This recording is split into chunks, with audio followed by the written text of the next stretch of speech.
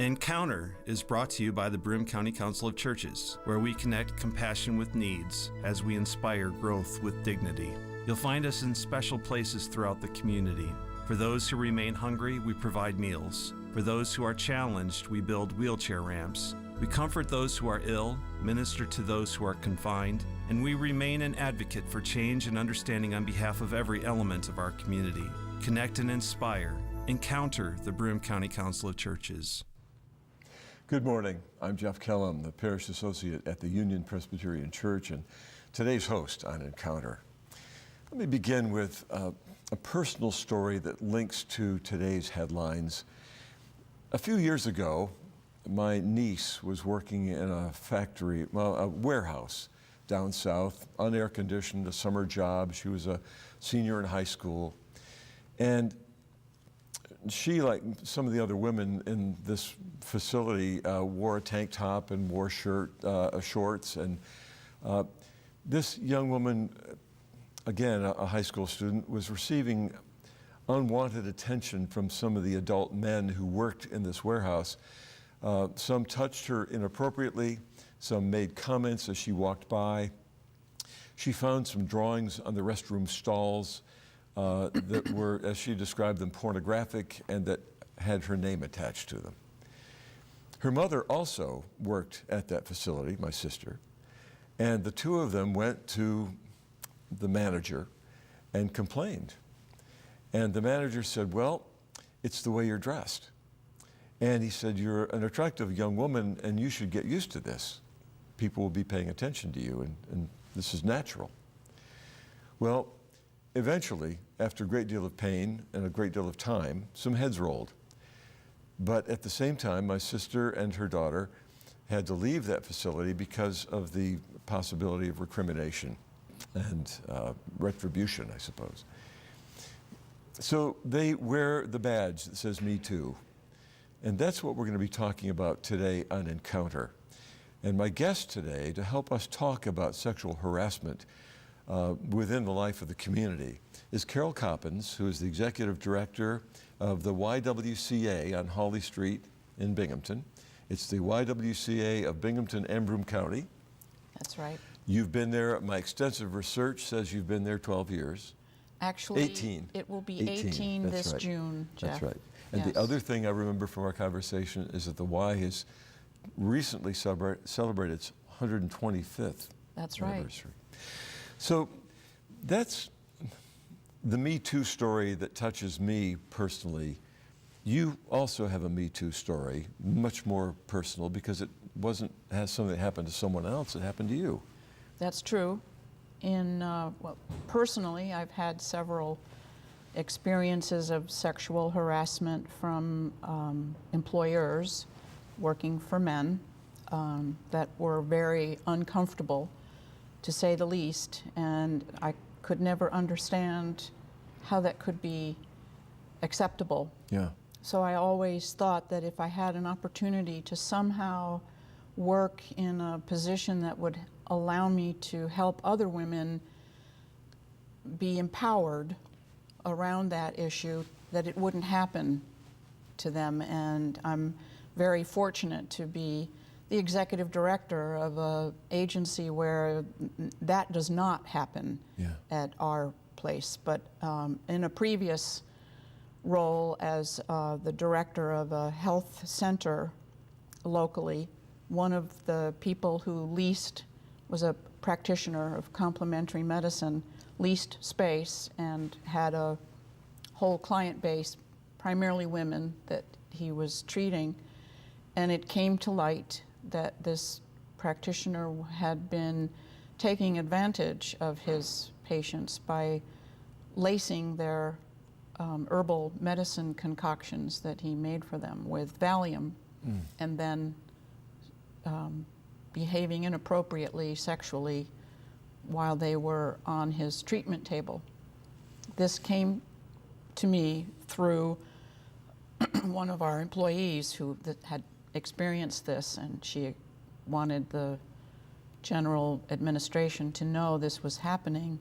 It wasn't reported by my supervisor, and so eventually I ended up making the report and was threatened with my life and my job, and if I spoke up about it. But the other two people who I was in charge of were being threatened as well, and I felt that it was my duty to take care of them and all of the women who had been coming to improve their health by this gentleman. And the administration made the decision to allow this practitioner to play out his lease. They didn't make him leave, and we had to come to work every day in this environment of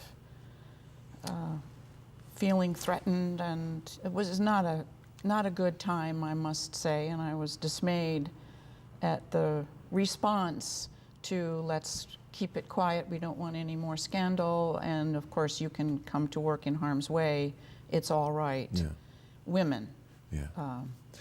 This is the specific story leads to the more familiar story of something being reported and then being at first perhaps denied, but eventually simply whisked away so that we don't get in trouble, or we don't get someone else in trouble, or it doesn't make us look bad. Right. This is happening, at first it happened in Hollywood. That's where the stories came out, because we're really good at sniffing out the stories of Hollywood.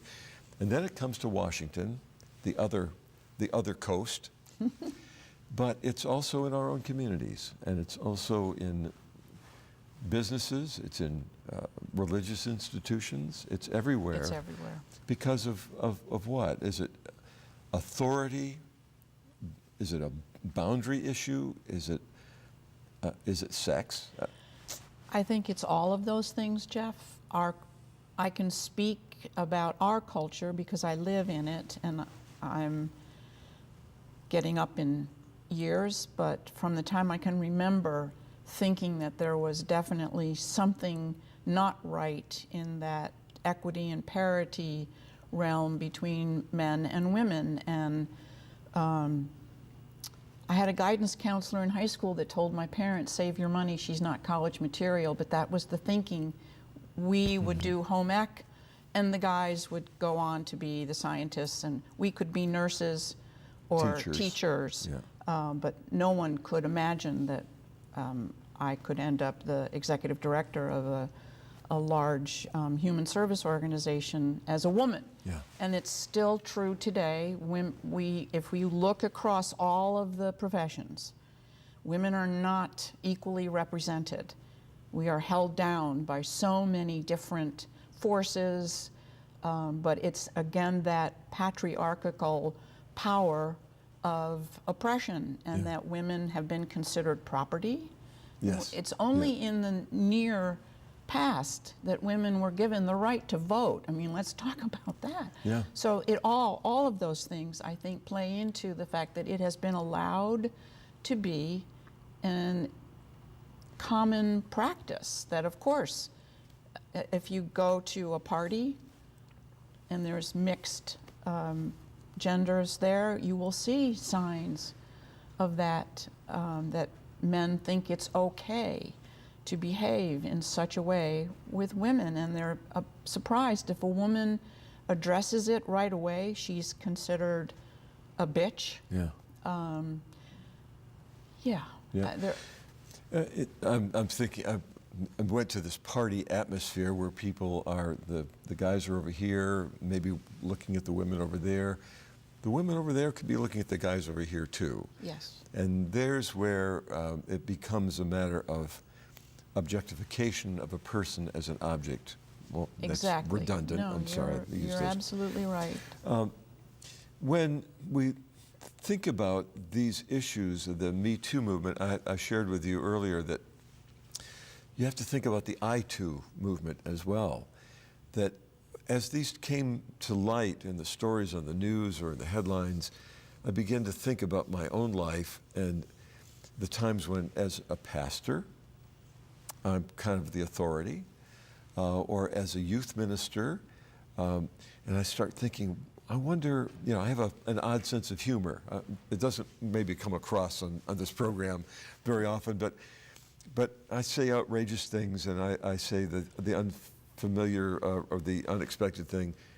I wonder if I said something at one point that someone took maybe in the wrong way. Mm-hmm. I wonder if I did something. I wonder, I start thinking, well, with all these Me Too's, I wonder if I was on the other side. And isn't that something that we all have to kind of consider a little bit about our own Absolutely. role here? I think,